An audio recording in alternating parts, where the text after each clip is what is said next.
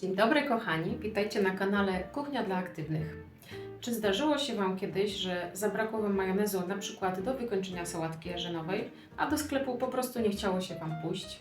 Mi zdarzało się to już wiele razy.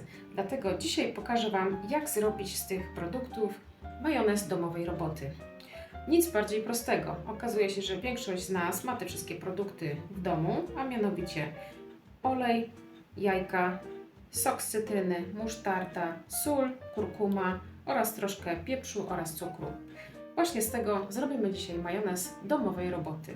Zobaczcie, jak robi się to szybko, łatwo i przyjemnie.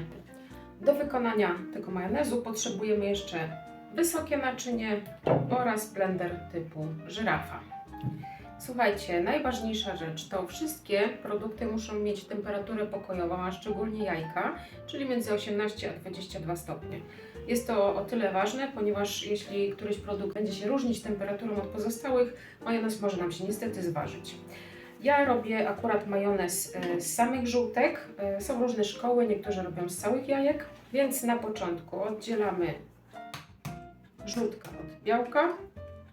Jajka oczywiście wcześniej wyparzyłam, to też jest istotne, ponieważ nie będziemy majonezu w żaden sposób pasteryzować, będzie bezpośrednio do spożycia. I teraz po kolei dodajemy sobie wszystkie składniki. Ja używam soku z cytryny, można też około 1 łyżka. Niektórzy dają też ocet winny. Tutaj mam dosłownie takie pół łyżeczki cukru i troszkę pieprzu. Dobrze.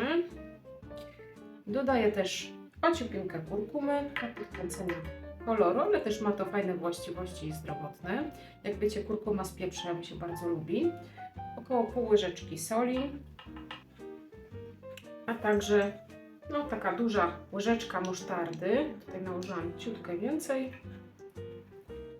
Może jeszcze ciut. I do tego wlewamy dosłownie odrobinę oleju. I teraz wkładamy żyrafę na samo dno naczynia. I na małych obrotach na początku zaczynamy miksowanie, nie odrywając blendera od dna naczynia. I teraz sukcesywnie małymi porcjami dolewamy po trochę oleju. Najlepiej takim cienkim strumieniem. Stąd też właśnie zamieniłam szklankę na taki dzbanuszek.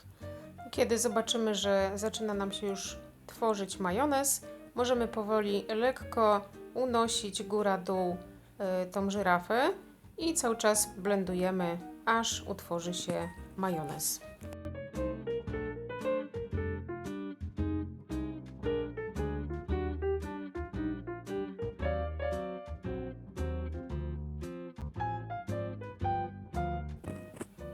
Myślę, że ubił się naprawdę fantastycznie, jest bardzo gęsty. I teraz taka drobna uwaga, jeśli chcecie rzadszy majonez, dodajcie mniej oleju, a jeśli chcecie bardzo gęsty, to na przykład całą szklankę, tak jak ja dodałam dzisiaj. Zobaczcie, naprawdę podobny jest wręcz do masła, prawda? Taki sztywny, mocny, fajnie ubity.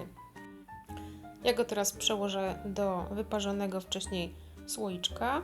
I można go trzymać w lodówce, tak myślę około tygodnia, może maksymalnie do 10 dni, ale oczywiście najlepiej zużyć go jak najszybciej. Majonez najczęściej używamy do sałatek lub do dekoracji.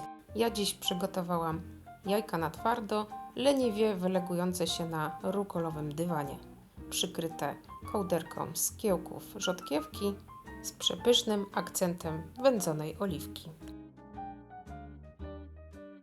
Jeśli oglądasz ten film od tego momentu i myślisz, że to masło, to muszę Cię rozczarować. Jest to majonez domowej roboty na 2 żółtkach ze szczyptą kurkumy. Smakuje wyśmienicie i jest gęsty, że aż łyżka stoi. Dlatego świetnie prezentuje się na chociażby takich przystawkach, jakie ja Wam dzisiaj przygotowałam. Dlatego koniecznie przetestuj ten przepis, podaj go dalej i podziel się swoją opinią w komentarzu. A dziś żegnam się kochani z Wami. Do usłyszenia i zobaczenia następnym razem. Pa, pa!